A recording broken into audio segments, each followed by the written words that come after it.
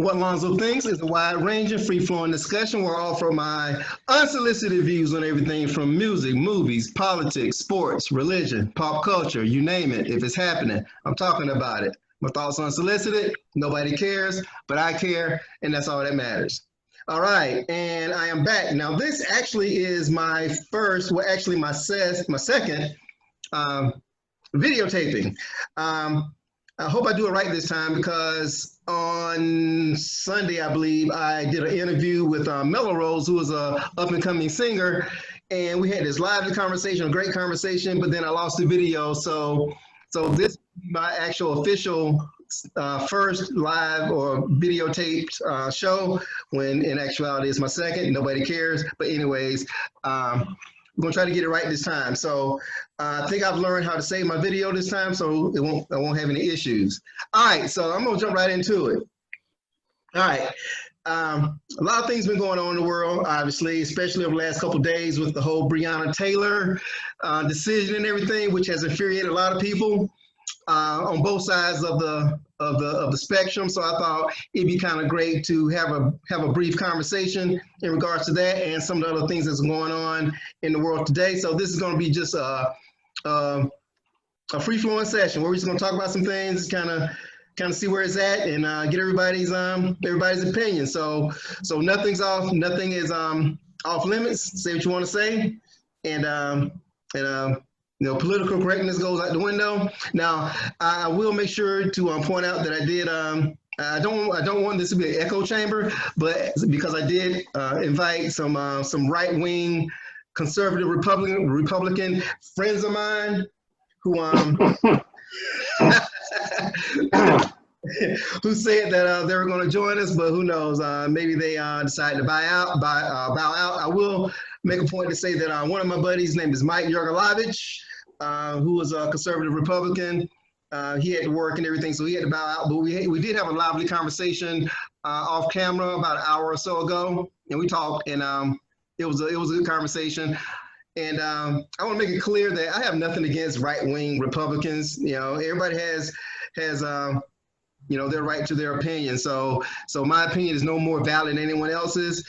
So even if one of my friends, my Republican buddies, jump in, it won't be a bash session. Everybody's opinion is valued and all that good stuff. So that being said, okay, so right now we got 5 people in here. We got so just go ahead and introduce yourselves real fast. Once again, this is What Lonzo Thinks. So obviously I'm Lonzo. Next up, Shonda. Hi, I am Shonda. Alonzo's known to me as Ajax. I'm his big sister, and I support his endeavors. So I'm here to listen and critique.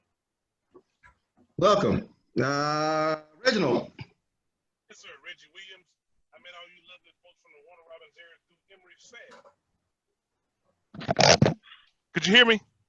Well, Yeah. Okay. I'm sorry, I had my microphone up. My name is Reggie Williams. I met all you lovely Warner Robins folks through Emory Fair. All right, Emmer, the Mad Emmer. Right on. Welcome, man. Welcome. There he is, Em. What's going on, bro? What's good? Good to see you, man. The Mad Emmer. He's here. What's happening? Chilling, man. Chilling. You all right? Yeah, everything's good, man. I just got back. Oh, great. Thanks for jumping in, man. I appreciate it. So since you're on now, go ahead and do a brief introduction. Oh, my name is Emory Fair, retired military vet, 22 years.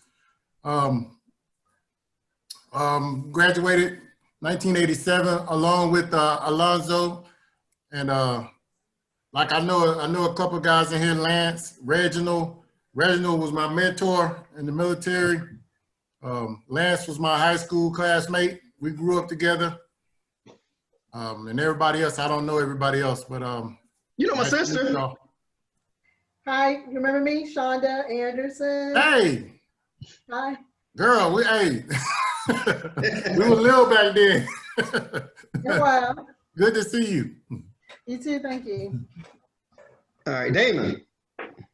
Hey, good evening, everybody. Sorry my video's not on. I wasn't really prepared to do video conferencing tonight, but yeah, I'm just Are you naked? No, I'm not naked. Okay, Not right just now. shake it, bro. Just shake it, man. And corporate minds want to know. No, not right now.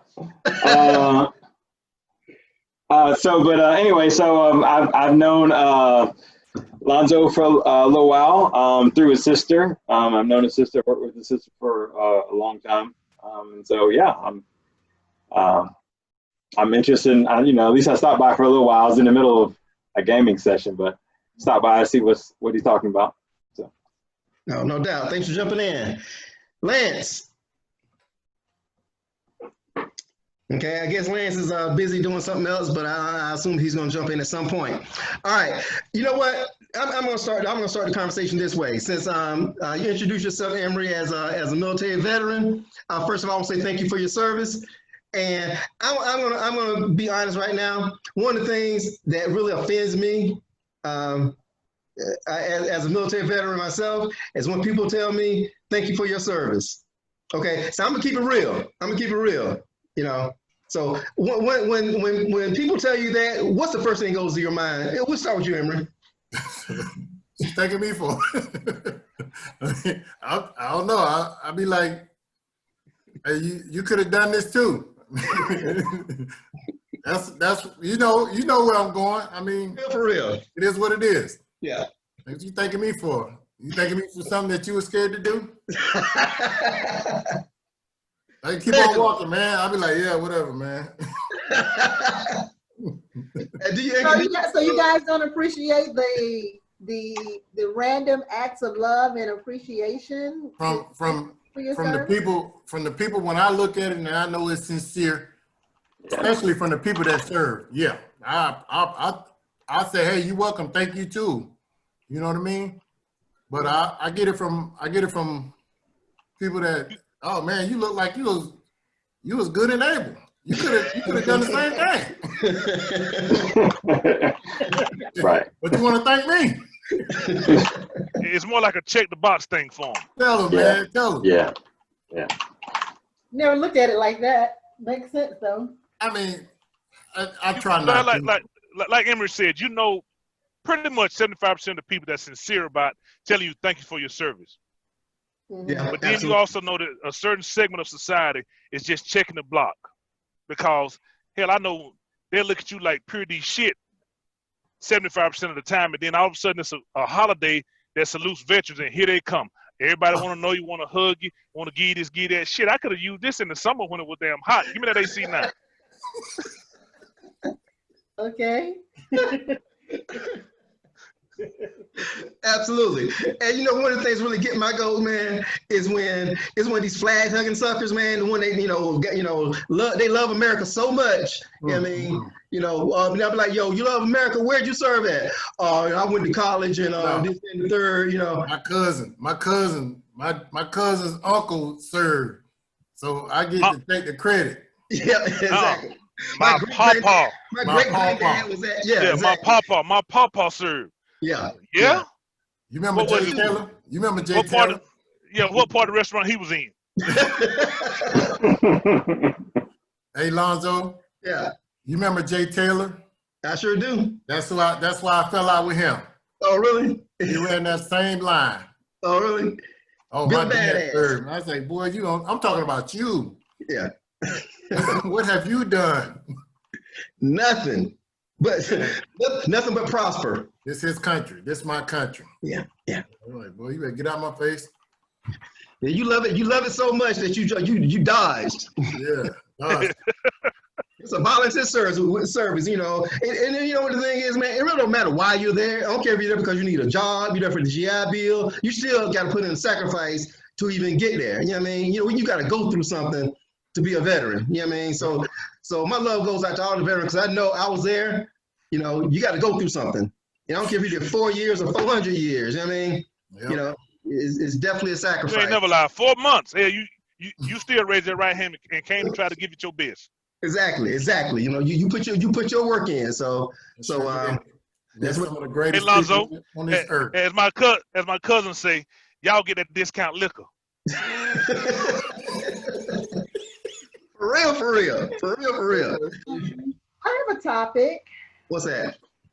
So I was, I think it was yesterday. Did you all see the article where they planted 20,000 flags in honor of the 200,000 Americans that passed away from COVID, and they planted those in DC. So my question is, so each flag represented 10 people. So why couldn't they plant 200,000 flags to honor each person that passed away from COVID? Because, I mean, 20,000 flags visually is overwhelming. I mean, that's a lot of flags, right? But I just wish they would have kept it real, planted 200,000, so you can really visually see, you know, what this pandemic has done to this country. You know, I thought the same thing about that, but then me and Emery done a couple of details, and woo, when you start talking full numbers, it's overwhelming. Yeah. Yes. Maybe they was paying them by the flag, and I was like, hey, you know, the budget's getting kind of out of whack, so I don't know. So why do it at all? If you can't honor each person that's in that statistic, then why do it at all? Why you want to say 10 people per flag? I didn't like that. Yeah. I didn't like that. Yeah, that should have been an individual thing. Well, me personally, I'm not really about symbolism anyway, so you know. Exactly. That too. Yeah. Don't mean nothing. Start to learn history. When you start to learn history, but it's kind of an eye opener though, because I think as Americans we have become numb to the actual numbers. When you see the numbers on the screen, that, you know, we've become numb to that, right? Yeah. But to see those flags, I remember years ago after 9/11 when they planted a flag for each person that perished at Kennesaw Mountain. And in the field, there was a flag. I mean, it was beautiful, but just overwhelming. And I remember taking my children; they were small then. And I think one of the key pieces of that also is a four-letter word called fear, because when 9/11 happened, it didn't have a certain segment of society that got killed. Right. Now you're dealing with the COVID pandemic. You got a large number of brown and black people that's dying from this disease first and foremost. So when people have less interest or they have less fear about it, compare COVID-19 to opioid crisis. They don't want to give COVID no money, but hell, they gave them little badass kids $6 billion. Well, we all know that, because you know that opiate problem is Suburbs. Yeah, it's a suburban problem. You know, it's a condition. Legal drug dealers. Yes. Yes. So and I'm glad y'all brought that up, because this is a good segue into you know, the number one topic, which of course is the disparity, of course, you know, the racial disparity here in America. I mean, be it the opioid crisis, be it COVID-19, be it Breonna Taylor and anything else. It's like whenever we bring something to light that's important to us, we're playing the victim. Always. I don't feel like no victim. I have not been victimized. Raise your hand, you've been victimized. All the time. All the time. I don't know, man. It's the rebuttals that what get me. What about Chicago? What about this? What about that? Like, what about it?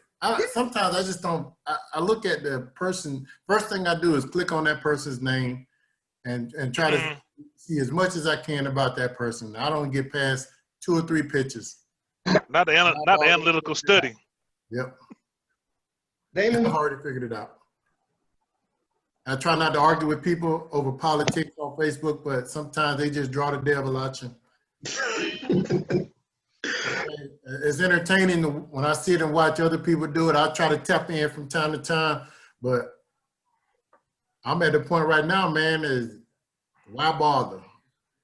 They set in their ways. We grew up in Warner Robins, Georgia.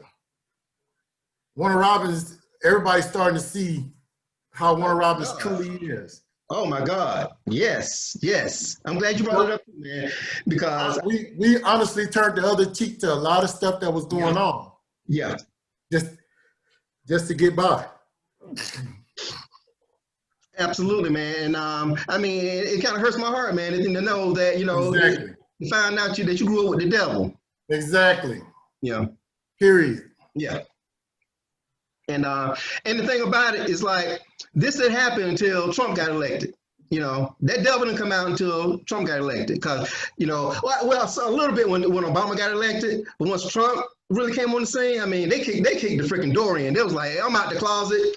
Hey, Lonzo. So what? Yep. When Obama got elected, you seen the father. When Trump got elected, you seen the family reunion. Yeah. Oh, it's just funny. Some people really believe this man is a Republican, and it just boggles me. I said, this man is far from a George Bush or a Ronald Reagan. Those are Republicans. Yes. This dude is nothing like that. That he's God-fearing. He's an my evangelical. Man, come on with this shit, man. He loves us. He cares about us. Yeah. Oh, he's a billionaire. Shit. I don't care nothing about you. And That joker's so ragged of hair, he screwed up to goddamn bankruptcies. Oh my goodness. I don't mean to get off topic, but I took a ride this past Saturday morning. I had to go pick up a friend in Mineral Wells, Texas. This is a straight shot from Lawton, straight down through Wichita Falls on the back roads. And when we went through them small towns, let me tell you something. I could have counted almost 100 Trump signs going straight to that little town. And I said, Texas is one of them states, man. Oh yeah. Totally against their interests. Yes. For what? I'm like, you live in a trailer, man. You live in a trailer. No. Hey, live in a trailer and can't grow no grass in the front yard. Yeah. Come on, man. Wake up. I mean, I just, sometimes it just boggles my mind when I see certain people. I mean, I call it like I see it, man. You a Republican because what? Your skin color? That's why it makes you a Republican? I think one of the things is when it comes to Republicans, especially conservative Republicans, they got a term called rhino, Republican in name only. So it's like, the Republican values are the values that they hold dear, but the radical Republican values they don't really buy into those, but at the same time, they don't repel them. Right. Which to me is even all the more frustrating because once again, it's like you see all the stuff that's going on, all the crazy stuff that's going on. You see all the bullshit Trump has done in his lifetime, not just over the last 4 or 5 years or whatever, his lifetime, and you turn a blind eye to all of that. All that shit. Talk about Biden. Oh, he smells it. What about these poll numbers? Have y'all been looking at those poll numbers? How extremely tight it is? Well, what, only a 1% margin? Which state? Well, I'm just in as a whole. What I saw the other day, Biden. They really don't count the black vote, right? I don't know how they do that. I really don't understand the polling system. What they do is they sample a segment of that society, but they really don't count the black vote because they don't know if we're going to show up or not. That's what they base everything off of. Are they aggregate numbers? Yep, there you go. Yeah, I mean, I think that Biden doesn't have a chance. Shit. Okay, you got to keep in mind, Hillary was leading in the polls. She was blowing them out in the polls. Yeah, but also they ain't never come with the real truth behind what Russia did to them. Russia penetrated the system, and the first thing you do if you tell Americans that Russia penetrated your electronic voting systems, they're gonna shit themselves. Yep. That's the one thing I give Trump an ounce of credit for is America don't deal with bad news well. White America. No. Like and I've been playing on that side of the train set for about 35, 36 years. So I kind of got a decent feeling for them. They don't deal with bad news well because a lot of them think that they're invincible. They think that they got the greatest thing going in the world. Mm.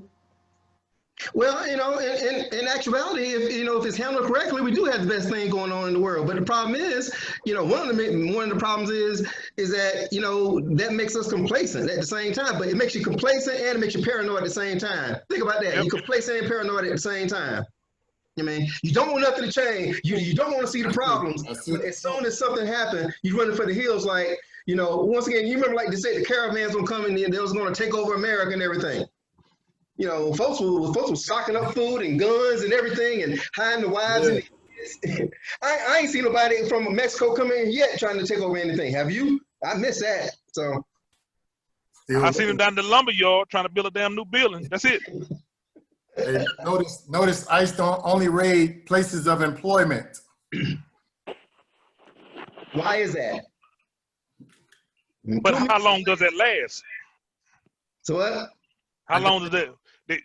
Emory's right about them raiding places of employment. Yeah. But they only do it for like 45 days because once them damn Republican elected officials go in and say, look here, man, you screwing this up for all of us. Yeah. They shut that down. That's my money. Yeah, you hurt my economy. Sure. I'm trying to get paid up in this deal. The American way. Utilize the poor and the middle class for funds. And when you come in there and interrupt that, you interrupting my money. Exactly. You over there paying Jose $2 an hour to work in your yard. Come on. Yeah. Come on. They building houses here. Yeah. You need a roof on. Who's gonna be out there putting your roof on? Shit, Jose. Jose. Exactly. And Pablo. Yeah. Oh, speaking about yards. So what about the two Black ladies who came together and they bought 97 acres? Yeah. In I heard about Georgia. that. So I'm gonna go down there this weekend and do a mini documentary. You know me. Where? Where did buy that? Huh? Somewhere in Georgia. So Toomsboro, Georgia, which is north of Macon. It's like 93 miles from Atlanta, south of here. So these young ladies have put together 19 Black, it's a total of 19 Black families. They're not related, just like-minded people that have come together. They purchased this land, 97 acres in Toomsboro, Georgia, and they're gonna rename once they build, like right now it's just land. So they're gonna rename that part of the city to Freedom, Georgia. And I missed this, but on Labor Day weekend, people from all over the country came there and they had like a big camp out on the property. It's really exciting. So the town itself, Toomsboro, Georgia, had been listed for a long time for sale for 1.2 million. Initially it was listed at 2.5, and then they dropped it to 1.2 million, where you can actually buy the town. So when these Black people came in and bought these 97 acres, now Toomsboro, the residents of Toomsboro, I think the population is like 700. So it's a very small town. So these people are now very heated because they didn't see this coming, first of all. And they don't want all these Black people coming down to their small town. So it's been in the news. This is like, I'm going down there this weekend. I'm going to spy out the land. Did you talk to them? You get an interview with them? So I reached out to, I'm gonna, the two Black girls that actually started, I got their names right here. Well, anyway, I reached out to them, so I'm gonna try to interview them for my podcast, but I'm gonna go down there, I'm gonna do some video, I'm gonna go actually to Toomsboro and to the little downtown area, I'm gonna find a little restaurant, I'm gonna go in there and eat. Wait, okay, yeah. I'm gonna go in there, I'm gonna take some video, try to interview some people, but I'm gonna actually go to the property itself. So I'm gonna. Do they know you're coming down? Huh? Do they know? I mean, do they know you? Are they expecting you, or are you just going down and going to make some? No, they're not expecting me yet. But if I can get her on the phone before she's not. From my understanding, she's not actually living there yet. But there are people that they have RVs and campsites. So there are people that are living there now, waiting to build. But I'm going to stir up some stuff. I was waiting on that part right there. Wait, you going to stir some stuff with the white folks?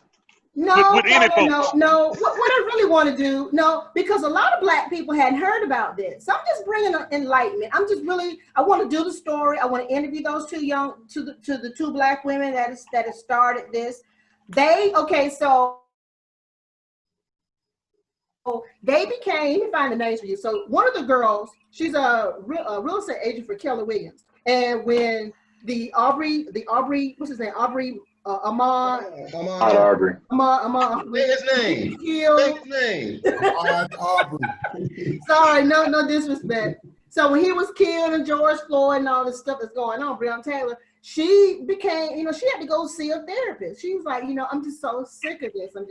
She got fed up with all the, injustice, to the Black race. So she decided, hey, why don't we just go build our own city? And so that's how all of that got started. So the white people are now saying, no, we don't want y'all here. We ain't having it. So it's like, you all don't want us. You don't want us around. But when we try to go do our own thing, you don't want that either. So like, damned if you do, damned if you don't. So it's a really interesting story that needs to be told. And I'm going to tell it. Do it, sister. Do your thing. That's what I'm talking about. Right on. Yeah, I reached out to them, and because I was looking to see if they had a GoFundMe, and they do. So you can invest in. I posted a link on my Facebook. Okay. All right, cool. I'll check that out. Because they have a website. I've been to their website and stuff. So. Yeah, so I looked at, so I found a lot of information about them today, and I reached out to one of them. I called, because I have her phone number, so I called her, but I didn't leave a voicemail. So I'm gonna call her back tomorrow and tell her, why I'm trying to get in touch with her. But even if I don't get a formal invite to go down on the property, I still am gonna go down and take some video. And somebody's there willing to talk to me, fine. If not, and along property, Krista knows one of them personally. So a friend of hers. So this is some exciting stuff, you all. Right on. Alonzo. Yeah. Alonzo. What's up? Where's Mr. Kroger? Mr. Who? Kroger? Yeah. So, Rodney? Rodney. Yeah. Well, he probably not disputing the price. He in the click list line. Yeah. Rodney on there. So Rodney, if you're out there, man, jump on in here, bro. Jump on in here. All right. So, okay. So let's get down to the nitty gritty, y'all. Let's get down to the elephant in the room. Okay. Okay. What's this dude's name? Is it Daniel Cameron? Is that his name? That's him. Daniel Cameron. Okay. Yeah. So Daniel Cameron, if you're out there listening, I got a bone to pick with your ass, and I'm gonna start picking some bones. All right. So correct me if I'm wrong here. All right. This dude who is the AG in Kentucky, he obviously he's overseeing this whole Breonna Taylor case and everything, I guess the investigation and everything. So we know what happened yesterday as far as the indictment, the so-called indictment that came down. And then I see an article today that his name is on the short list for the Supreme Court. No. That's a conspiracy. What do y'all think? No. Yeah. It's real. It's real bad. But you know what's funny, Alonzo? The minute they announced that he was going to be heading over the investigation, somebody said, well, we already know how that's going to go because he's a Republican. I think it just blew over because nobody really looked into who this dude was. They just saw his skin color. So he's engaged to Mitch McConnell. Yeah. No, they got married Saturday. That's his niece. That's Mitch's niece, right? They said it was his granddaughter, but the article I read a few minutes ago said it was his niece. I saw both niece. Yeah, I said niece and granddaughter. I said, let me read a little bit deeper. So I kept reading this stuff. So I take 7 out of 10. It's his niece. Either way, they blood. They blood. And, they blood. And that's conflict of interest, if you ask me. Okay. And I was talking to a buddy of mine earlier today, and I was like, okay, think about it. Okay, the DA works.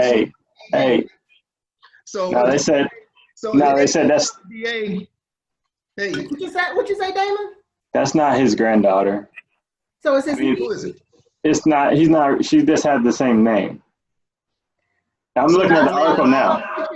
I saw pictures of Mitch McConnell and I saw several pictures of them together, Daniel, Cameron, and McConnell. Well, let's just look. Let's just investigate it while you're talking. That's fine. Okay, so the point I was trying to make is that the DA works for the AG, right? And correct me if I'm wrong. From all of my information is off. So, you know, it appears to me that if Cameron tells the DA that this case needs to go a certain way, which is going to be mutually beneficial. So I see this as a situation where it's going to be a trickle up. Daniel Cameron, his name is on the short list for the Supreme Court. He's not going to get the Supreme Court nomination. You already know that. Okay, no way Trump gonna let that happen. Okay, but I guarantee you, he gets either his name put forward as a governor of Kentucky, or he gets a job in the Trump administration if Trump wins. Kentucky Attorney General Daniel Cameron. Okay, so what are y'all thoughts on that? Now, do you see this as a trickle up situation where the DA is going to get a promotion, Cameron gets a promotion, and Breonna Taylor's family gets $12 million and that's it? What are your thoughts? Well, they cut their losses financially. Yeah. Because the first thing they're going to say about us, oh, hey, just give them some money, appease them, and let's let that be that. Now we're going to get the verdict we want to give. I think everybody was in cahoots to include the Democratic mayor of Louisville, because how would he know to pre-position all that equipment in a certain place when they hadn't announced when he was going to get a verdict? Oh. Have to be in on it. So Mitch McConnell is Cameron's mentor, and it doesn't. The article that I just read, it does not state that there's a relation between the wife and Mitch McConnell. What did you find, Damon? Because I'm not seeing. Initially, I saw a niece and I saw a granddaughter, so I don't know what the truth is. I mean, I just typed in Daniel Cameron and then Mitch McConnell, and then I just got plenty of articles that says that's not his granddaughter. But there is a relationship between McConnell, Trump, and Cameron. But Alonzo, Trump has put Cameron on the short list for Supreme Court. Okay. Yeah. All right. Yes, he has. Alonzo, check this one out. Mm-hmm. So the boyfriend is the one that shot the police officer. Right. So why in the hell would the police officer shoot the woman 6 times? They're claiming that she wasn't in the bed, that she was in the hallway. I get that part right there. But now if me and my wife standing side by side and I shoot a police officer, I'm thinking they're going to return fire to the person with the firearm. They shot blindly. They just shot up the house, man. Somebody fired and they just started lighting it up. Didn't they just kick the door? Okay, didn't they just kick the door in? The boyfriend thought someone was breaking in. He started shooting, and then they just let it go. Isn't that what happened? He fired, based on what, he fired 1 round. Right, he hit the one in the leg, and then they all started shooting. Yeah, but they wasn't all in the doorway. No, they just shot it. They just the door. Didn't they? The police kick the door in first? Yes. On a no-knock. It was a no-knock warrant. Looking for someone that didn't live there. So where was she really? Where was she? They were in bed at first, but they got up and came to the hallway. So they both got up. They both got up and came to the hallway. Lights are out. I'm assuming it's dark in there. And next thing you know, they letting off shots. Okay, and I was telling this friend of mine, I was like, okay, there's a no-knock warrant. Somebody kick your door in. You in bed asleep or trying to sleep or doing whatever you're doing in bed. Your door get kicked in. You're not going to be asking, are you the cops? I know I wouldn't. No, exactly. If you're a gun owner, you're going to tap that ass, right? Because that's what I would do. If you're a gun owner, you're in your home, minding your business, and all of a sudden your door, somebody kicks in your door, the first thing you're going to do is grab your gun and you're going to start shooting. That's what any gun owner would do. Somebody breaking in my house. Yeah, I'm going to defend myself. Yeah. You got every right to defend yourself. So for them, I mean, so for the police, first of all, they're at the wrong house, right? No body cams, no. No. The report, they had videotape of Breonna and her ex-boyfriend entering the house from previous times and stuff. They had scoped the house out. He had like 4 or 5 different houses. Who were they looking for? They were. Her ex-boyfriend. What I think they was trying to find some stuff over at her house. They had found stuff at the other 3 houses that they had in Louisville. But they weren't at the wrong house. They knew where they were. They weren't at the wrong house. They knew exactly where they were at. They knew everything. Okay. They knew that's why I asked that question earlier. Did they expect her to be just holding around because you already got her ex-boyfriend in custody and you know she's got a new boyfriend. Right. And then the new boyfriend popped the cap, hit the cop in the leg, and they shot off. And they butt shots on everybody. But here's something else. So they got 3 apartments that surround that apartment that they charged a guy for firing rounds into. Correct? Yeah. All white folks. Now they didn't charge him for firing no rounds in none of the black folks' house that stayed around her. I'll say it again. I'm confused about that. What happened with the? Well, all the neighbors that stay around them, it was a couple of apartments that got rounds that went through their apartment. Okay. The only one they charged the police officer with firing at were the white neighbors. Oh, so the police officer is not charged with shooting Brianna? No. That's why they get mad. That's why there's a protest. She got a check. Her folks got a check. That's about it. All they getting is a check. Wait a minute. So the guy they indicted him for shooting somebody else, not Brianna. No. Right. They don't give a damn about her. She got her money. Saying they don't give a damn about her. They said it was justifiable homicide. Yep. Police acted in accordance with what they was capable of doing. Right. I mean, that's why if you break him out, if you got a no-knock warrant, you come to my door, I ain't gonna shoot your ass. I'm gonna kill you. in other words, you're not gonna stop firing that gun. I don't shoot pistols no way. Right. I mean, at this point in time, it's like until we have power, we're never really gonna get justice. White people aren't gonna give up this power, and they're not gonna play fair. And as much as we hope they will, I hope they would. They're not.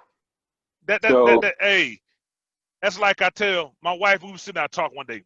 I'm in an interracial marriage, so we started talking. I said, ain't shit gonna change if white folks get mad at white folks. She said, you kidding me with that shit. I said, just ride the train, dear. You already got a free ticket. But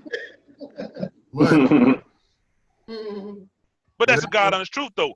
If you notice, they said everything about Donald Trump, but they didn't want to do nothing to him at first. Now when he started inflicting shit on their ass, all of a sudden now this some bitch is out of control. No, we've been telling y'all that shit, but y'all don't want to hear. This is all. And like you said, until things are affecting them, then nothing's going to change. They don't have the empathy for us, and then I don't think they ever will until it's back to where they're like on the bottom and they're struggling. They're not going to change. It's really unfortunate, but yes, sir. It's not going to change. That's why they sympathize with white people in South Africa. Right. Yeah.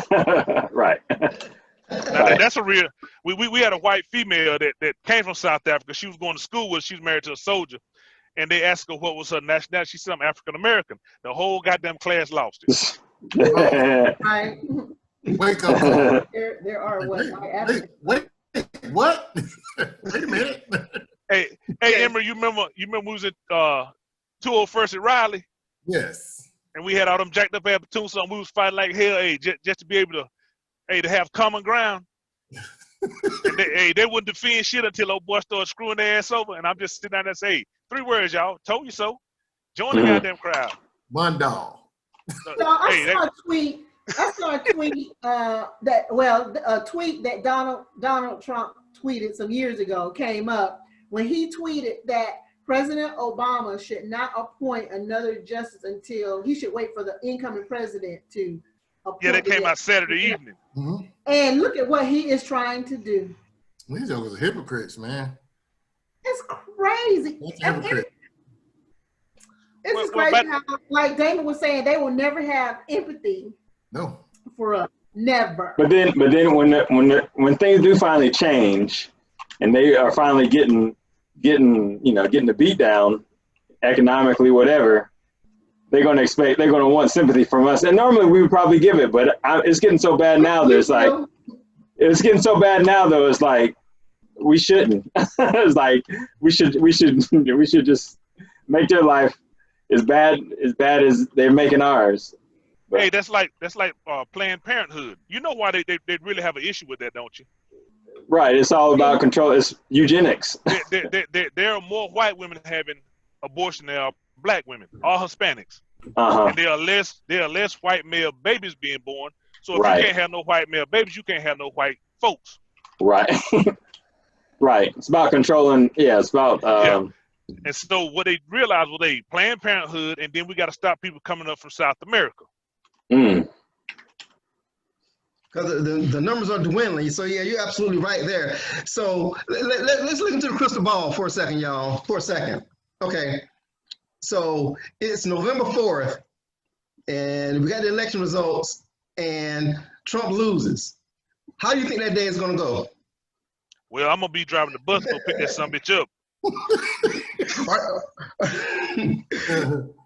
Are you going to go to Kroger with Rodney and stack your provisions and ride it out, or what? Well, if I go to Kroger, Rodney, I'm going to have me one of them I'm gonna have one of them price machines, and me and Rodney changing every damn thing. I'm staying in my house the whole day. I ain't going nowhere. What kind of wine you gonna have? How many call-outs we gonna have that day, huh? It's gonna be a... Hey, I know one person you ain't gonna talk to that day. That goddamn Steve he gonna sell Facebook that day. Yeah, long off. Hey, I wish he would have gotten on tonight. I never. Hey, come on, cut the jokes. I would love for him to. As funny as this may sound, sometimes I just like to hear their point of view before I cut them smooth off. Yeah, I love that. Where you coming from? But you got to keep your enemies close, man. Keep your friends close, but keep your enemies closer. You need to know what the enemy is thinking at all times. You got to know that. And you got to know the difference between history and history. Yes. Yeah, that's true. So let's flip that. What if Trump wins? What's gonna happen that day? Nothing. We already going through that shit. Status quo. We gotta listen to these fuckers gloat, for a few weeks. They're gonna, oh my Lord. It'll be flags and MAGA hats and signs and even worse. I'll tell you right now, I'm putting money on it. I guarantee you right now, if Trump wins, there will be a white baby boom out of this world. It's gonna be excuse my friend, there's gonna be so much fucking going on.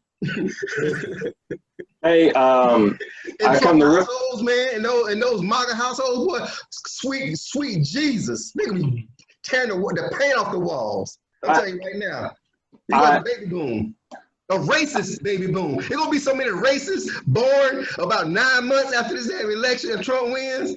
Shit. I've come to realize white people don't lose well. No, they don't. Oh no. They win real good. They win like a mug. Trump will have a serious meltdown if he does not win. Oh my God. We'll have the shit. Have you seen that some of his eyes lately? Lawsuits. He's gonna be. I'm telling you, this man is not gonna go away. He's gonna be having all kinds of lawsuits. They already doing that. You seen Trump eyes lately? He look like he got some damn My Pillows up under there. They're setting it up right now. But it's not really Trump. It's all the people who support. It's all the people who have enabled him. Yeah, the foundation. He's just a figurehead. Yeah, he's just a figurehead. He ain't nothing.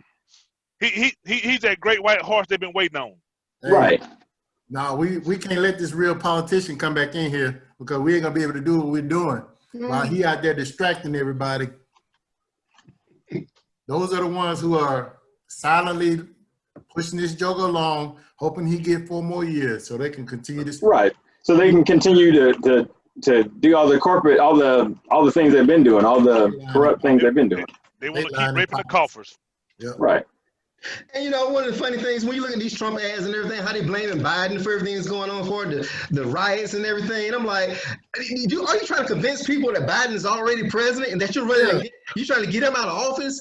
I'm like, how you blame what's happening during your presidency on Biden. Where y'all getting this footage from? Exactly. Yeah. It's like, This shit happened yesterday, right?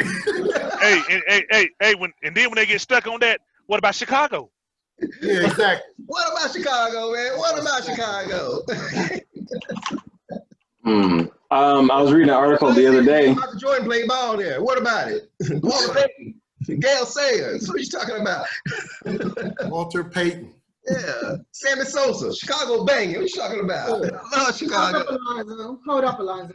Go ahead, Damon.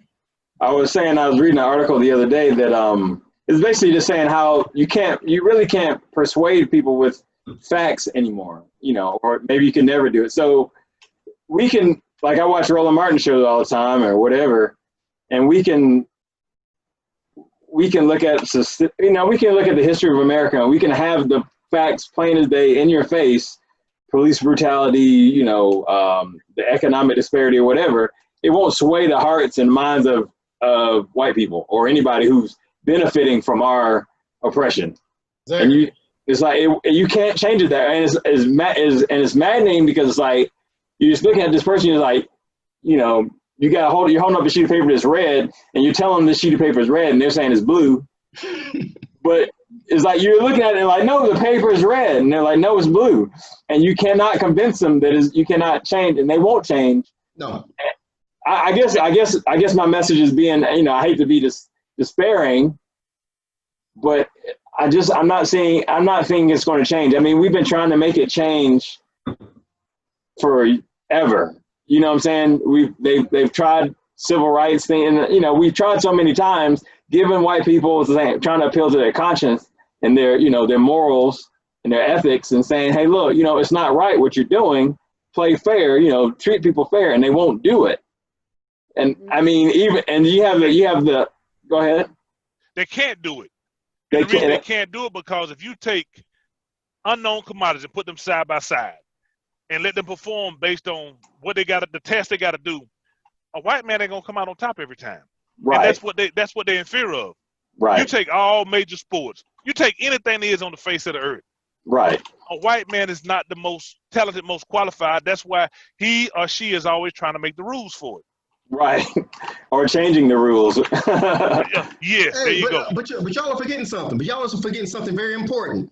Black unemployment is lower than it's ever been under Trump. That's a sound bite. Black folks got jobs. No. This is one day I remember. He said Mickey D's, but it's a job. This is the one day I paid attention to English class. It was. Hey, here's a idea for you guys, right? And this is deep. So yeah, you have to go with me a little bit here, right? So if we talk about whether or not you don't believe in evolution or you know, you think just Adam and Eve or whatever, humanity, you know, would come on the scene. I think the general consensus, well, we know that mankind or whatever started in Africa. So the general consensus is you're thinking that there were people of color. Now, I didn't know I used to think it was sub-Saharan Africa, so it'd be really dark people, but it may have been more of that Mediterranean, it may have been more of, what do you call them? Palestinian, that kind of dark or whatever, not African dark, but regardless, one or the other, right? Mm-hmm. But okay. So my thought experiment was, let's say it was sub-Saharan Africa, and they started out, man was dark like us, right? And then I was trying to read and figure out where white people came from, and they were saying, well, what if white people came from albinos, right? I don't know if that's necessarily true, but I did find some articles that was like, okay, well, albinos started, right? So my hypothesis was, well, what if they had albinos in Africa, and then you know, of course, if you got everybody dark, and also you do have albinos in Africa, but you have somebody who's born albino, and then everybody's dark, and you know, of course, they're going to think something's wrong with them, right? Mm-hmm. So my thought was, you have this group of albinos, and of course, they're ostracized really badly, treated really poorly by everybody else, right? Because you're like a freak of nature, right? If everybody's dark, and all of a sudden your albino pops out of nowhere, you know, they're going to think crazy stuff, right? Mm-hmm. So those group of albinos have to leave. They leave Africa. They travel north, whatever. But because they were treated so poorly, they have a hatred for dark-skinned people. I mean, that makes sense, right? I'm trying to remember where I read this at.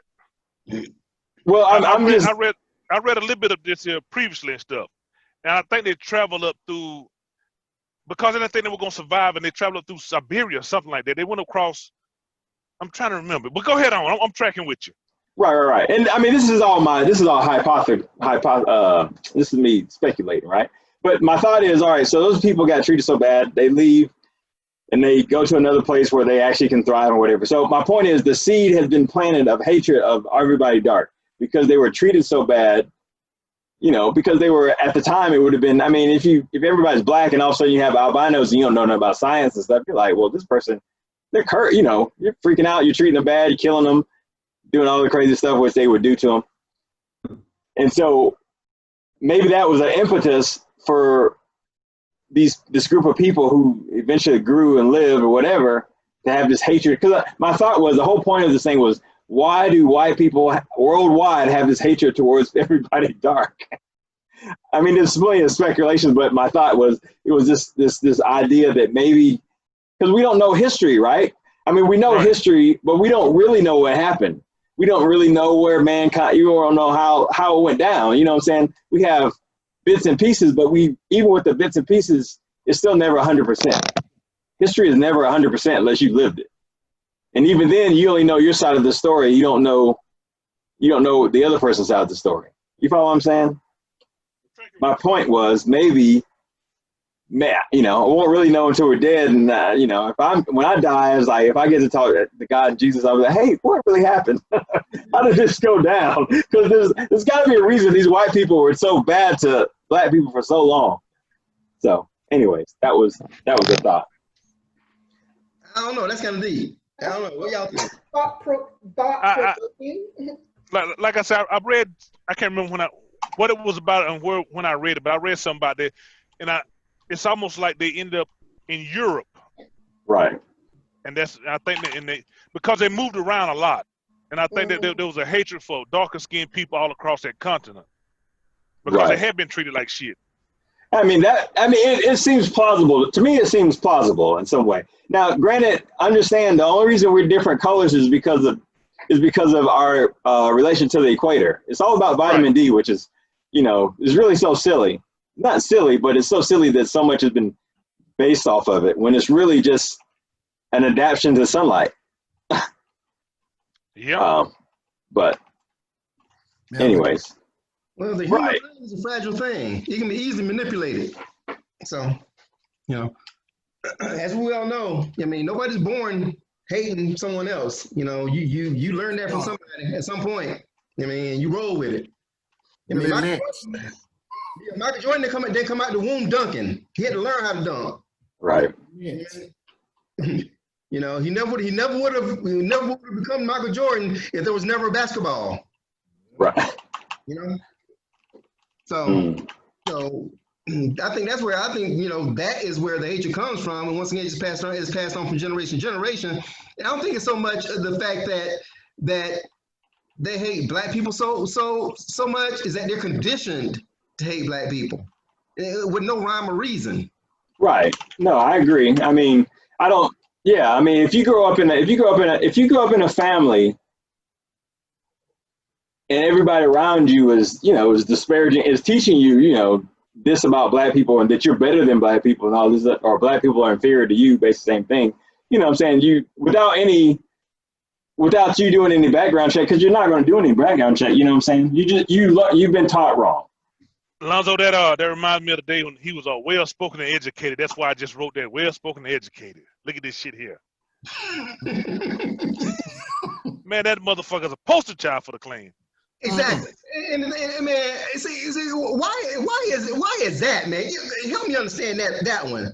I mean, you know, if a black, I'm well-spoken, I'm educated. You know what I mean? Does that make me safe? You know what I mean? Hey, and then they come out with the thing about, come out with the thing about can't spell. Fun, I spell how the hell I want to. I cut checks here. I don't receive checks. Ownership. Boss, being a boss.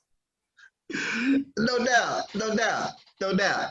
So All right. So as we truck along here, and we look at, you know, once again, the landscape of everything. Now, Daniel Cameron in his speech yesterday, one of the things when he opened up his speech, he said that there are going to be a lot of celebrities out there who are going to have opinions about what's going on here in Kentucky, and they ain't from Kentucky, this, that, and the third.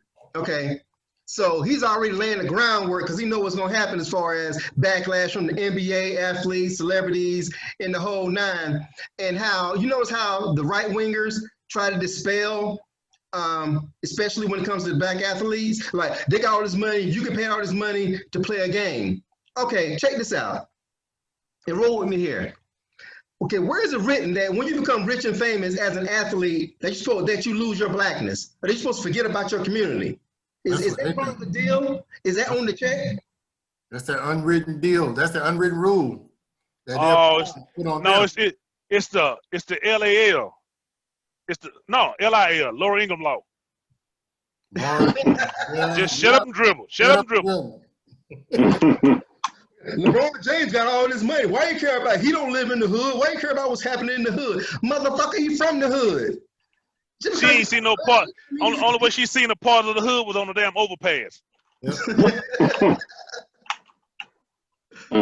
So why is it that professional athletes have to see their blackness, you know, once they start getting them checks? Once they start getting checks, all of a sudden. You know why it is. Because we're not the owners. Cha-ching. All the professional athletes work for white owners. Yep. All the leagues are owned by white people. It's still slavery. I've made a post not too long ago. But check this out now. Okay, all right. Herschel Walker's a rich athlete, a world famous athlete. Ooh. Okay, all right. But they tried him out and put him on a pedestal. Okay, he black. Oh, but see, everybody know the history of Herschel. You talking about Sambo? Hey, Lonzo, everybody know the history of Herschel. Hashtag Sambo 34. Yes. See, I went to the same high school. Oh, word? I used to date his baby sister. Oh, no, man. Okay. I know the whole family. Oh, okay. Did you tackle him? What? Huh? Did you tackle him? No. I let the big ass Negro go. But one thing he didn't lie about, he does know racism because he's seen it firsthand. Oh yeah. He just adjusted his thought process. Cause in '79 when he was graduating, we had race riots out their ass up there. Well, but once he threatened to quit football, and that's why they stopped fighting. Oh, but once he ran Bill Bates over in that first game, it was a wrap. Yeah. He'll never go hungry in the state of Georgia. But check this out now. About him either. Boy, white folks would have been to the death. He don't talk about his ex-wife though, do he? So I mean, why does he have the views he has? What is his? Oh, well, you know, Herschel left the NFL. He left college early because Donald Trump convinced him. Yeah. The USFL could take over the NFL. Oh. Herschel Walker played his first pro sports for the New Jersey Generals.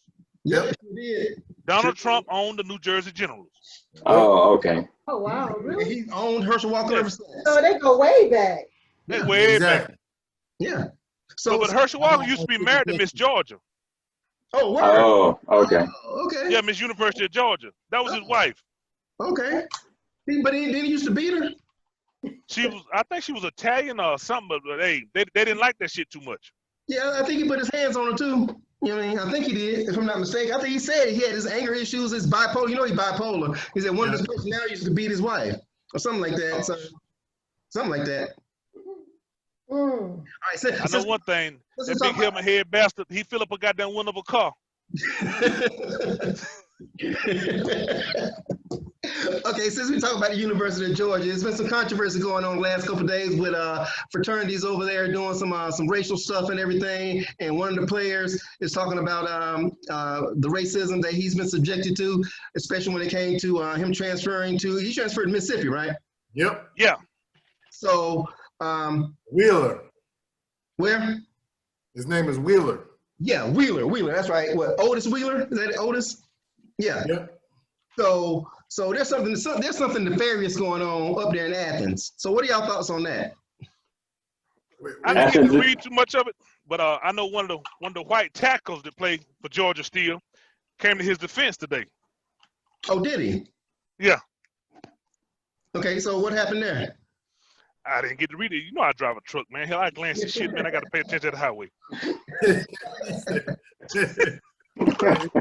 He probably came up on the net and said, you know, all this stuff is true. Because I was with him with one of the incidents, probably was with him when he got pulled over, being harassed.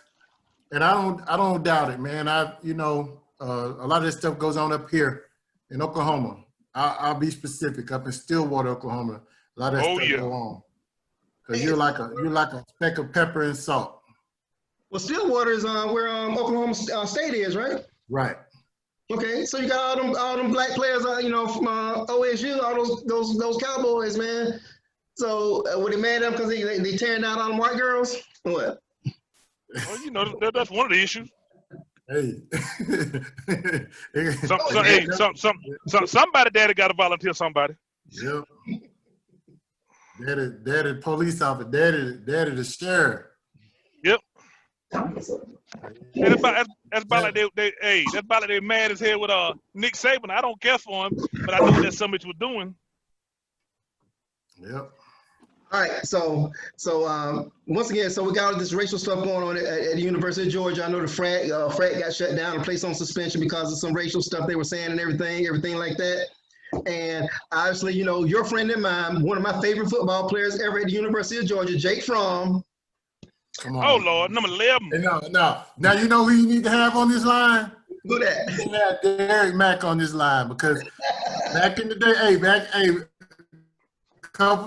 Derek used to praise that man, mom and dad. Oh, y'all got a good son. Y'all got this, that, and the third. And as soon as that tweet came out, Derek said them jokers blocked him. They don't know Derek. I said, come on, Derek. Hey. I said, come on, man, what happened? Emory, he got blacked out. Hey, bro, they don't know Derek. They don't know what they're doing. They're gonna lie. Alonzo. What happened? Alonzo, huh? Alonzo. Derek put them folks on Fresh Street, man. They blocked him. What happened with y'all son? What's going on? Click.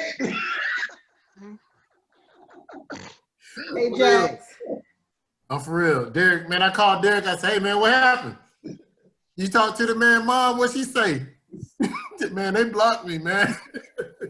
God damn. For real. So he knew them like that, bro? For real? Yeah, yes. Derek used to praise them folks, man. Oh, y'all raised a good son. Y'all raised a good son. Blah, blah this and blah, blah that, man. When that tweet came out about what he said and they verified it, Derek said, man, the folk blocked me. God damn. For real.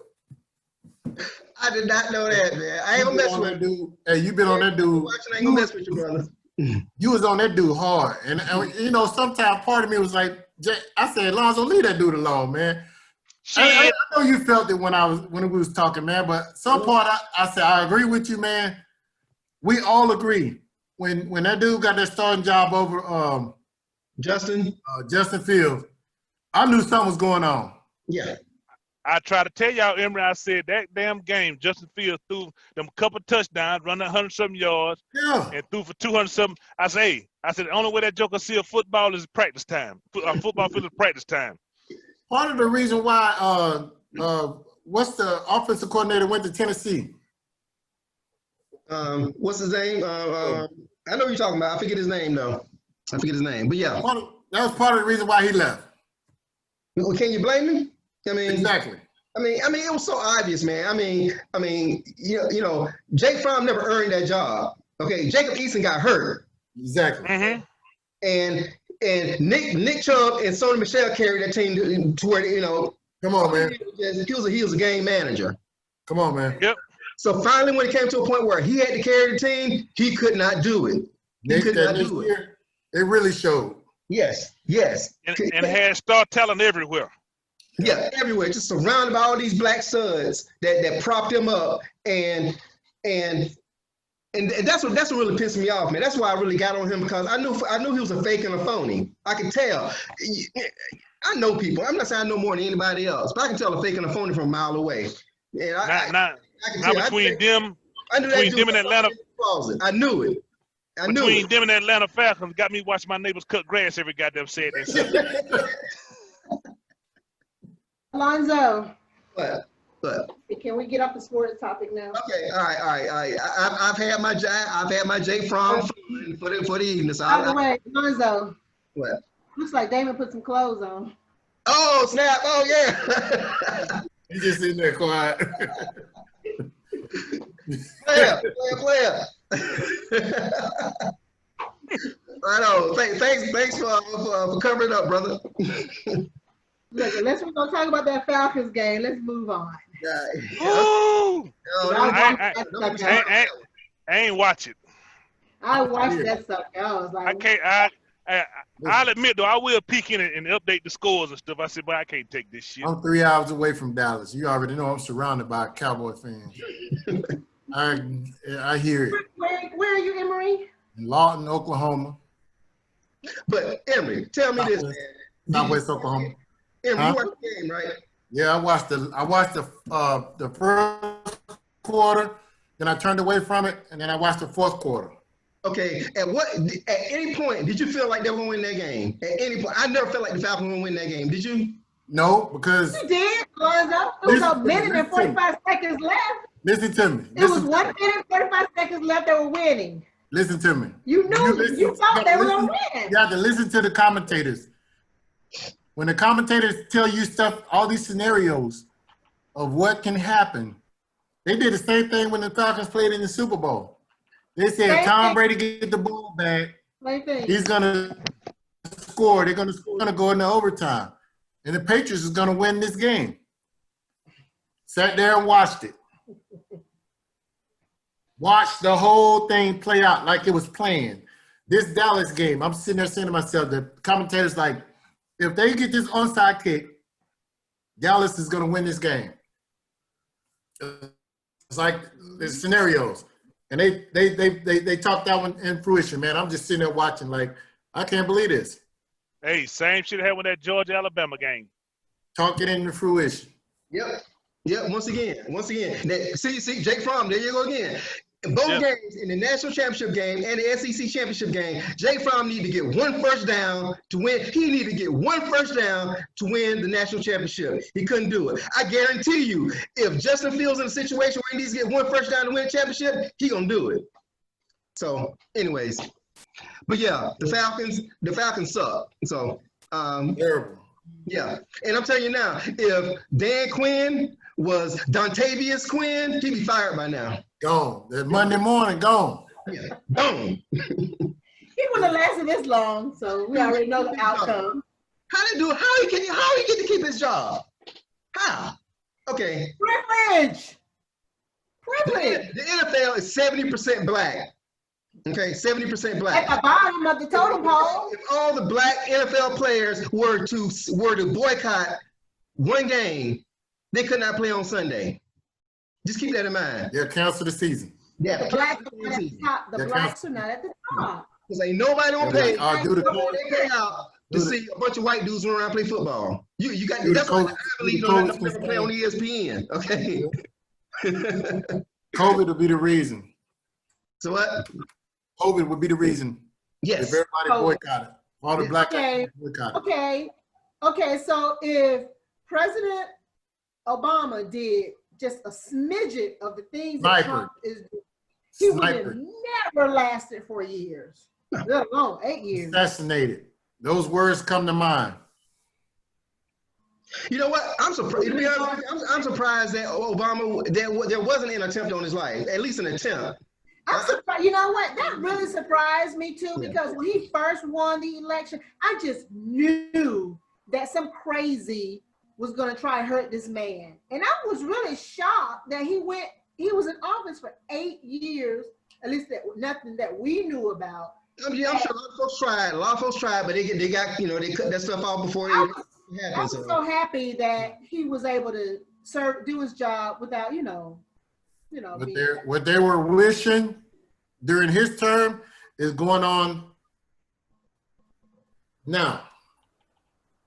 Race riots, police brutality, you name it, man. This disease, this virus, they knew about this virus. Yeah, of course. They knew about this virus. He told you he knew about it. Yeah. He told you to your face he knew about it. And he's still not gonna lose any votes. He still might. No. He didn't tell you to your face. That bitch was bold enough to record that shit. Recorded. He got recorded. And man, you ain't learned nothing. It's one thing to say something, but when a bitch get bold enough to record it, play that back for him, cuz. You a bad bastard. Yeah. Hey, Yeah, you sure about that? Everybody in the middle of time. Yeah, I knew about this virus. Yeah. Whatever I want. Okay, so Hey, but it's one thing he said, though, that ain't nobody really hit on, though. What? He said he knew who that damn virus would affect. Yep. He said you got to look who is dying from it. Demographic. Because when you go to Germany, there's a lot of black folks live in Germany. You ain't heard about one black death in Germany from COVID. Nor have you heard about any of them from China. So when the hell we get a racist virus? Didn't Trump's brother probably die of COVID? They just swept it under the rug? You exactly right. Yeah, exactly. You notice they ain't say shit about how he died. Nope. But if he had gout or something and died, they would say he died of gout. No. No. If that bitch had gout, we'd have seen it in his walk. He had gout. Shit. So trust me, when I get that shit, hey, I'm a pillar hugging joker. All right, y'all. So once again, we got link to the crystal ball once again, y'all, and just assume that if Trump loses the election, how long do you think it will take before Kamala Harris is president? 2 years. 2 years? Give it I'll say 2 years. See, 2 years. Yeah. But see, white America, they already know that that's a possibility. That's why they are not going to let Joe Biden become president, because they are not ready for some black woman to be president of this country. And she'll AKA. They be scheming. It's not gonna happen. It's not gonna happen. Hey, it can happen as long as we don't make no damn rap song behind it. Yeah, I know, right? It's not gonna happen. Man, I listened to that damn rap song about Obama, man. Them goddamn boys turned Canada for red. They couldn't take that shit there. and when they hit that damn saying, by God, hey, get ready for it. Here it come. Mm-hmm. I like Joe Biden, but Joe Biden is just not.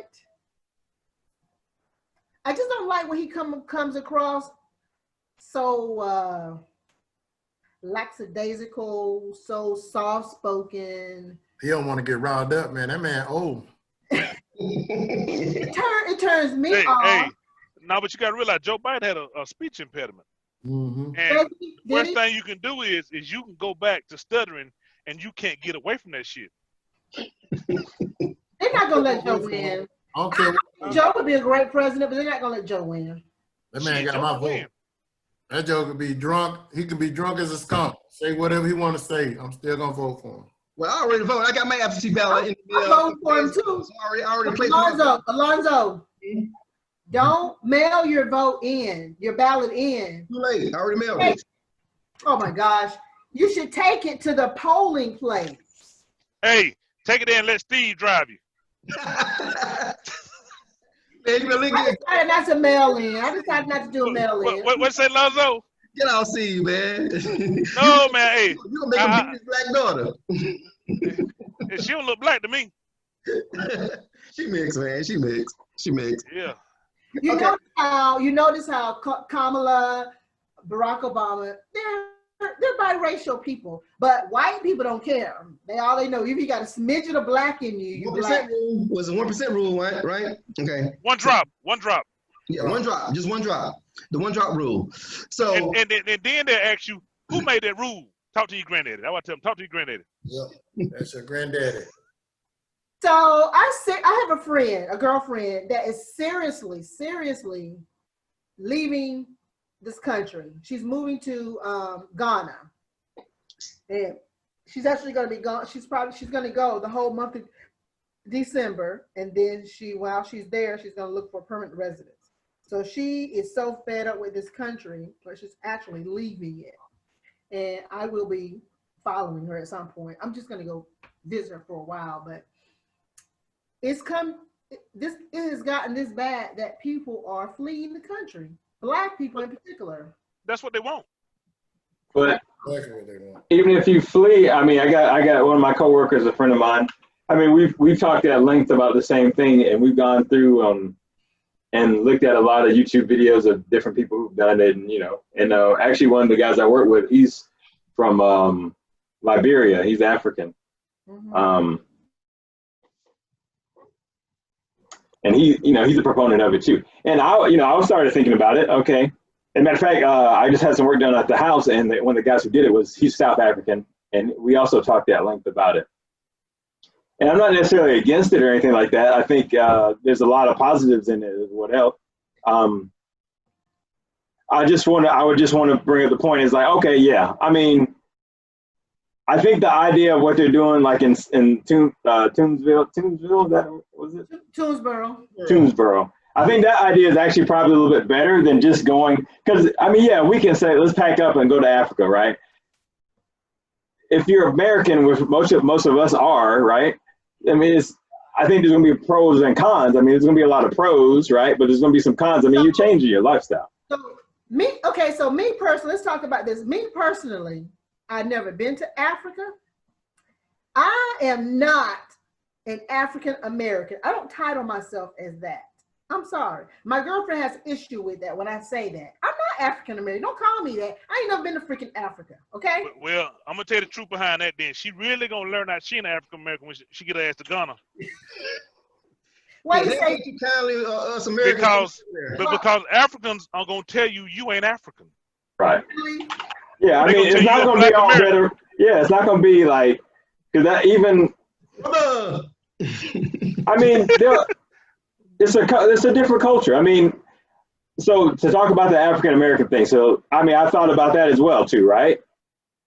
And you're right. I was of the same mindset. I'm American, I was born, but don't die here. But I'm of African. My people are from. I'm an African. I'm of what I call myself as a disenfranchised descendant of African American. I'm disenfranchised, meaning I'm a descendant of Africans. I don't have no relatives that I know of that even came from Africa, lived in Africa. How long? If you're black in the U.S. and you were not from an immigrant, even if you're from Africa, you're an immigrant. How? If you're from slavery, how am I an immigrant of Africa when I have nobody in my history that I know of came from Africa? It's worth looking into, to be honest with you. That's something that's really worth looking into to see what your lineage, how far does your lineage. Until I know for a fact that I actually came from somebody that actually was born and raised in Africa and then came to this country. Well, were they a slave? Are you a descendant of a slave? Wow. Hey, how long are we gonna be on? Then when you start tracking it, guys. How long are we gonna be on?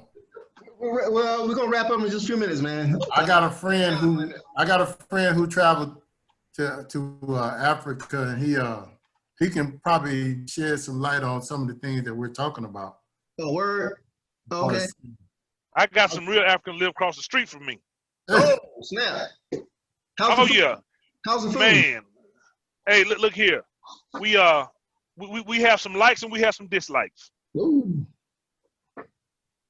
They're a lot more they're more I don't want to say self-centered because it sounds bad, but they keep to themselves because they look at you a little bit different. I got one guy, he's African descent, but he grew up in Georgia most of his life, so me and him are real cool. Now, it was one female that was over there. She told me, she said, "Hey, look here." She said, "For 3 years I watch you party. No more."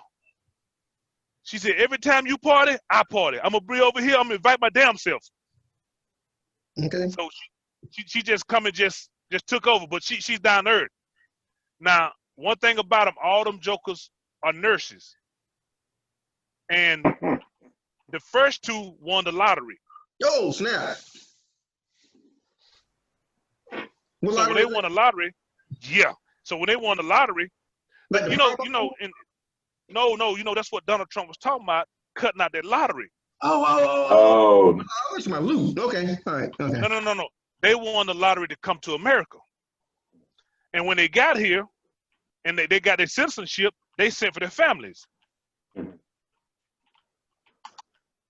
So now you got like, let me see, it's 1, 2, 3, 4, 5, 6. And then you got like 8 to 10 children. I think it's like 8 adults and 8 to 10 children now. In like 10 years. And the only thing they're doing is growing. But they're like the original black folks. They are, well, we're like them, I guess. They're very conservative because that some gun had Donald Trump goddamn flags everywhere. And I just looked at him. I just said, that's why you cut your grass wrong.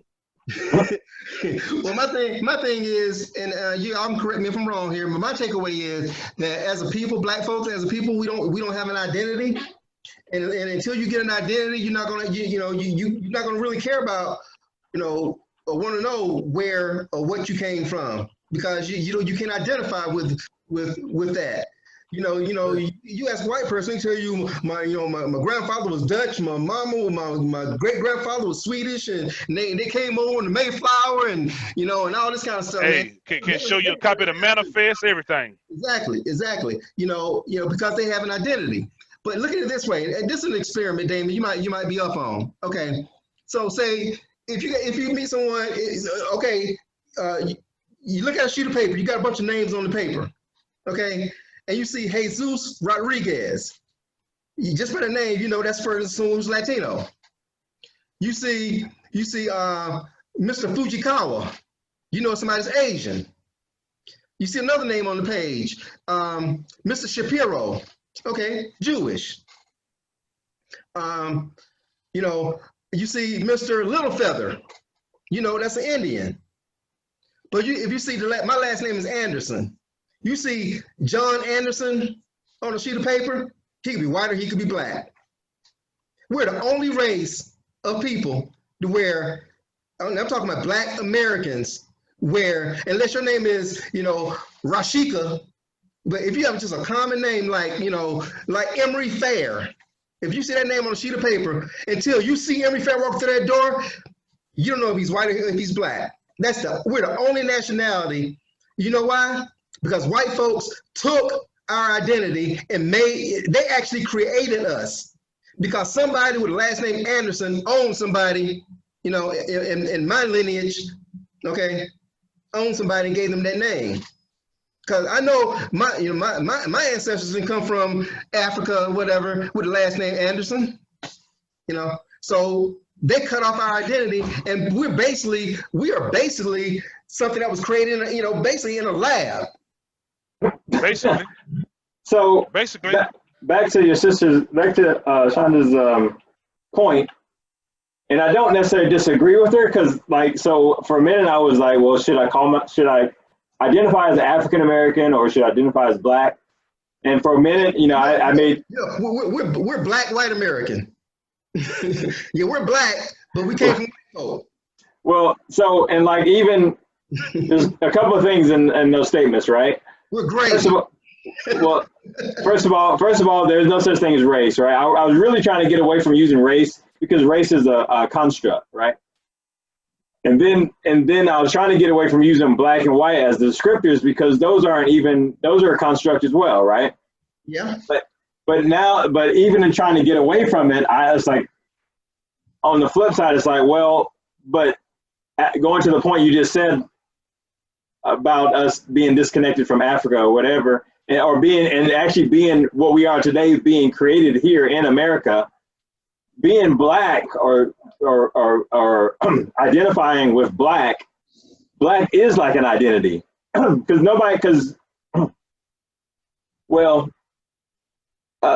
I was gonna say only black people, well, only black is in America, like American black people, right? I mean, we in ourselves are like an identity because of what because of what our ancestors and stuff have been through and what we go through now. But at the same time, I mean, black people in the UK go through the same thing, so, or similar things. Well, you know, but they come from the same people. They deal with the same people. Yes, you're right. It's a global thing.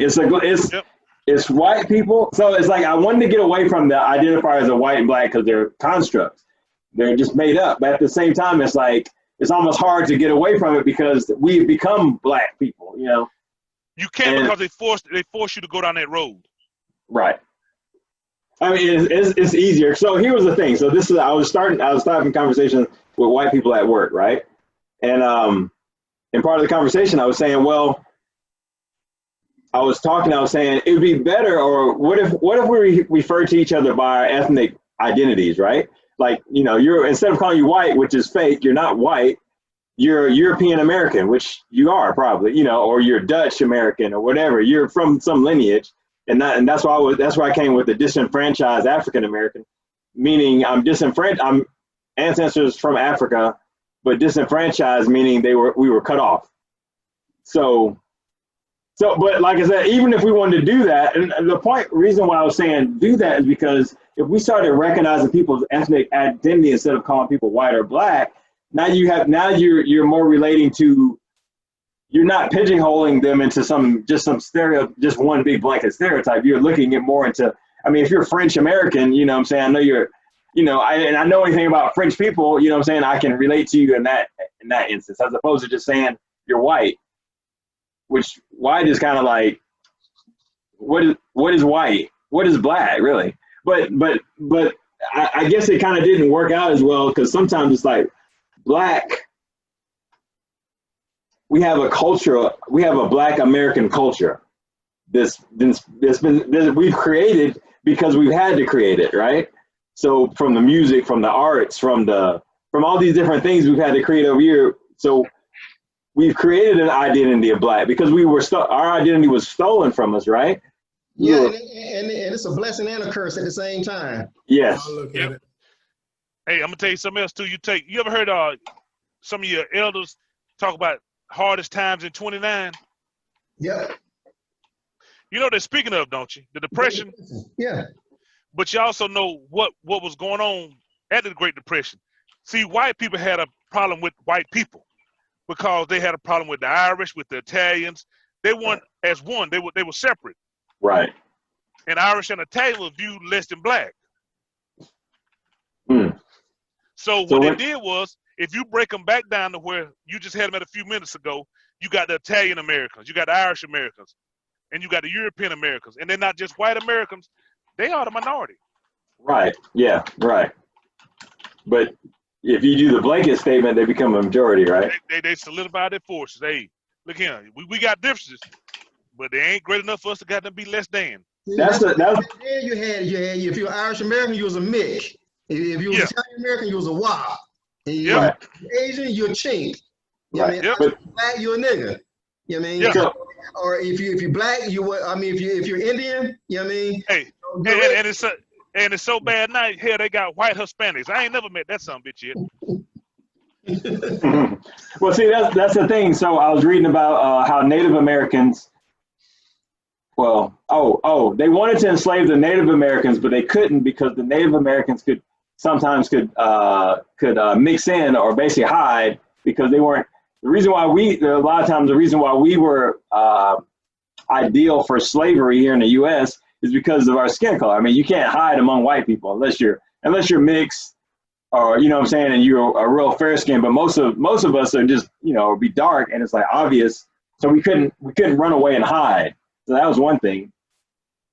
Whereas the Native Americans, some of them could get away. And I was reading this one article about there was a time in the U.S. history where the promotion of white families adopting Native American children was a big thing. They did that to assimilate Native Americans into white culture, basically. So they were trying to break them from all their traditions and make them into white people, basically. Man, I tell you White people are like the Borg. Yes, sir. It's like a rabbit hole, man. You get down this rabbit hole, man, and you just go so many different damn directions, man. But kind of, so we can kind of circle up and put a bow on this conversation. As a black man in America today, do you feel like things are actually better for you than they were 10, 15 years ago? Worse or the same? Worse. You said black man, I'm not a man. Well, as a black person in America, okay. Now you got me over here subtracting, trying to see how old I was. I was telling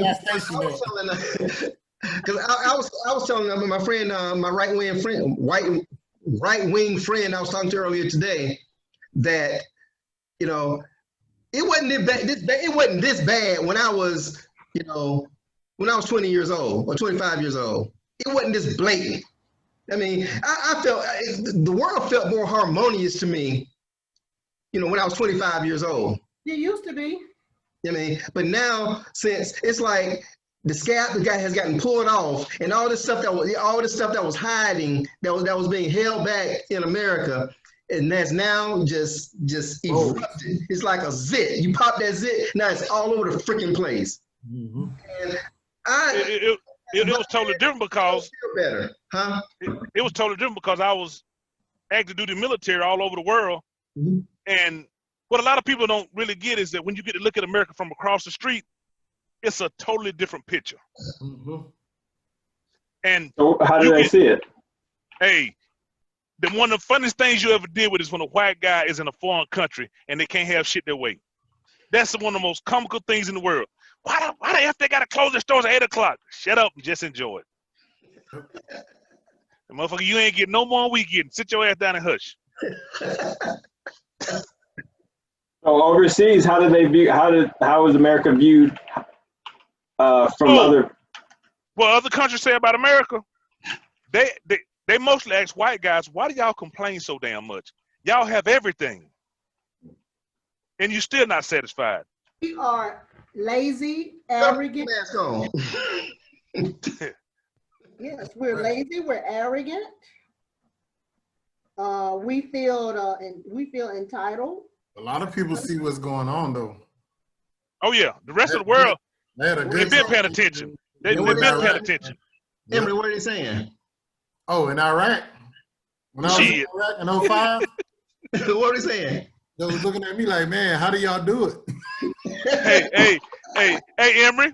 Yeah. I had one of them Indian bus drivers. He said, "Hey, brother," I said, "What's going on, man?" He said, "Hey, Obama, Romney, who gonna win?" I said, "Obama." He said, "Oh shit, thank you." I'm like, "What the hell? They following this shit?" He said, "Man, we can't have no white folks in charge of shit." They really see what's going on. They really do. All right, so Damon, better or worse? I think it's better. I think it's better for a couple of reasons. One reason. Damon? What? No, listen. So I think it's better. What America you living in? You didn't let me answer the question. Chocolate So City. I think it's better because of what Lonzo said earlier. All those things have been festering. All those things have always been there. None of this is new. None of this has been there, but now at least it's been exposed. So now it can be reckoned with. One way or the other, something's going to change, which is good. But something's going to have to change because white people just can't keep running away with doing all this evil stuff. Eventually, something's going to happen. Either we're going to get into another civil war, race riot, or something's going to happen. It's got to. I don't want it to happen, but I'm saying something's going to happen. So that's one thing. The other thing I think for black people, as bad as things are, I think there's still a lot of opportunity because now, like even the fact that the women have and the families bought the land, the fact that there's visibility to that, there's the fact that there's visibility to all the police brutality, like the social media is bad because you don't want to see it all the time, but the fact that there's visibility at it at all, because it's not new. it's not like any of this hadn't been going on. It's just finally, it's like the whole world can see it. And so it's like, for instance, my job where I work, right? Because of what's happened, George Floyd and Ahmaud Arbery and all the other tragic things that have happened, my job, or someone at my job, a black person at my job, reached out to management and said, hey, we need to do some training, or we need to talk about racism, basically. So we wound up having like this, we had these 4 sessions of, what was it called? Critical conversations. So basically it was moderated by black women, by 2 black women. And it was like a Zoom call basically. We had everybody come in, and they basically broke down the history of slavery and economic disparities, the GI Bill, all these things. They broke down, basically talking to white people now on the call, and then allowed some of the black employees, myself and some others included, to talk about experiences and just to kind of basically vent. I laughed at it, so it's kind of like a black person venting session to white people, as opposed to us just talking to ourselves, right? And how about one of the conversations I brought up? I knew it was going. I did it on purpose. I brought up Black Lives Matter, right, to see what people would say. And it did strike a nerve on some of the white people. They started, they said, which is, we wanted to have if we want to have a conversation, let's have a real conversation. So the point is, I say all that to say, it doesn't mean that they're trying to put some initiatives in to help hire some other black people and all this stuff. It doesn't mean everything's going to be fixed overnight. But the point is, at least it's exposed and we can talk about it. Because if we just keep going status quo like we have been, which I mean, on one hand, I want it to be like that. Because I really just like to forget about all this election stuff and just get back to, whatever. But things won't change, and people are still getting murdered. You still got Tamir Rice's and you still got all these murders that are just happening by officers and just white people in general killing black folks. And nobody, or even, just people not, the criminal justice system, people not getting fair trials and all this stuff. I mean, I went to court. I sat on a jury trial for murder, right? And it was like 4 black dudes. They killed this other black dude. So it was a really sad trial or whatever. We wound up convicting them. It was bad. They messed up, blah, blah, blah. But I can see how, you got that all white jury, they just throw the book at the black people all the time, regardless of whether it's got any kind of fairness or not. It's like you don't really have a choice until we get more black people in positions of power where we have say so, where we can control something. White people aren't going to ever give it up, and it's really awful.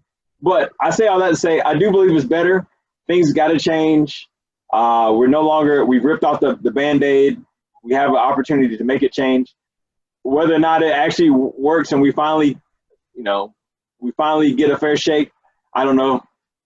But I think we're at least moving in the right direction. All right, I feel you. Emory, better or worse? That's about the same to me. I try to worry about what I can control, and just do right, man. Live right. Take care of the poor. I used to feed the homeless. And I know a lot of police officers here in town, and we have a black police chief. One of the sergeants who is black. I've met a couple of lieutenants who's white. They're all cool and they see what's going on. And we had a little conversation at one of my friend's nutrition spots, and the cop used to come in there and he'll talk, and we got to talking to him about chiming in on the situation with the girl that got shot, and he was in there trying to defend what police officers go through. And we told him, I say, hey man, that ain't your place. Man, you can't cover for all these cops, man. Hey bro, there's a lot of bad cops out there, and there's a lot of good cops. But if the good cops don't turn on the bad cops, it's like being in the Army. Somebody in that formation jacked up, and you don't say nothing, you just going along with it. And that's just the way it is, man. But I think a lot of things are coming to light. I think Donald Trump for exposing the people that are ignorant and stupid and not willing to change because of what's really going on. like with these monuments and statues and stuff. When you put the shoe on the other foot, they start to understand. And I like the quotes, like, you know, you complain about wearing a mask. Imagine how it felt when it said, you know, you gotta be white to come in this store. Imagine that, you know, let it soak in for a minute. Then you can understand why, you know, it doesn't bother us because we've been through this. It's all we go through. But it seems like it's bothering you just to put a mask on. And now I'm in Oklahoma. I tell you, man, a lot of people, they don't like it. They feel like they don't have to wear no mask. You can't tell me what to do. They hit you that by God, I ain't wearing that shit. My God, hey, I'm here, man, and I see it. But I just mind my business, and I go on about mine, bro. And I look at them, I say they're gonna get there sooner or later. They'll get there, and I'll be right there to witness it. That's the fun. All right, Shonda, better or worse? I think things are getting worse, of course, because now that when Trump took office, he just ignited these people that already had this deep-seated hatred in them. You know, he made it okay to expose themselves now. So that's why we got the Karens out there. But they feel so empowered now because of him. You know, before they didn't feel comfortable being so vocal until now that we have this president in office who is obviously, you know, a privileged racist who has no empathy or sympathy whatsoever for anybody of color. Prove it. He's racist. Huh? Prove he's racist. That's what they be saying. That's what they saying. How much time do that? No, that Lonzo buddy be saying that shit. Okay. When somebody says my people, when he was making a speech or something, he said, talking about black people, he said my people. Voice of an oppressor. Pissed me off. What the fuck you mean my people? That's the voice of an oppressor. Yes. Exactly. That itself spoke volumes. You concerned with more of what's going on and not why. That's the voice of an oppressor. My people. Who are you? You know, you ain't God. My thing is, I think white people equate. I mean, I'm talking about your run-of-the-mill white person who claim they woke or whatever. I think white people equate racism with the N-word. And unless you say the N-word, then it's far beyond that. You know, but to them it's that tipping point. It's that N-word of N-word of slavery ownership. I think that's what they equate racism to. So years ago, I used to have an assistant. She was much younger than me. She was a white girl, and she told me once. She says, in a few years, racism is not going to even exist. And I said, let me tell you something. That is so untrue because racist people are raising racist children, and the cycle is never going to break. Like Lenny. She was so oblivious to racism because, she's white. So she was just dumbfounded. And I said, what you're saying is so stupid. Racist people are raising racist kids. The cycle would never end. And she was like, no. She just was so adamant that I didn't know what I was talking about. I was like, okay, all right. Until you walked in my shoes, shut up. Unaffected. Okay, Reginald, better or worse? Listen, better or worse? Hey, listen to you. What? I apologize. I done did names so damn many years that I be forgetting names. What's your sister's name again? Shonda. Shonda? Yes. And what's the other gentleman's name that finally got dressed?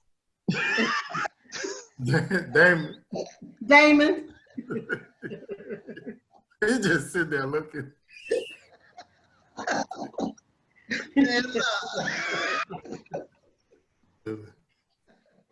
Both of them made me realize something. What was that? What? On the surface, it looked like it hasn't gotten any better. But the truth of the matter is, it's gotten better because now, except for a few of them, you don't have to try to figure out who is racist and who ain't. That's true. And the thing that they don't realize is that if you cross a bridge and tear it down as you're crossing it, you can't come back across that bridge. Mm-hmm. True. Because Facts. the one thing that blacks do better than anybody else, I think, is once we learn that playbook, Mm-hmm. we're gonna take over your game. Mm-hmm. Now we got America's playbook. Mm-hmm. Now we just got to go ahead and put it into effect. Mm-hmm. True.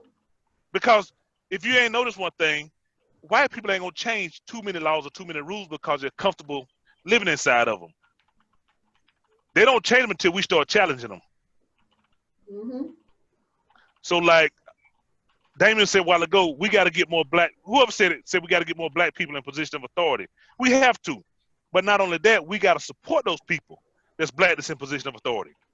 But what about the black people that are in authority, like the Daniel Camerons and the Candace Owens? Well, you know who that is, right?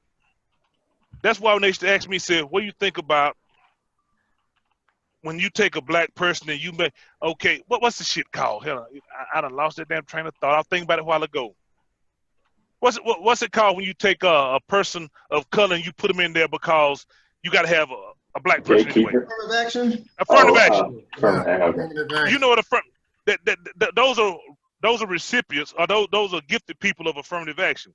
Yeah. Because if I'm gonna put somebody up there to represent another race, I'm not gonna give you your strength. I'm gonna put the weakest person I can there because I can still control them.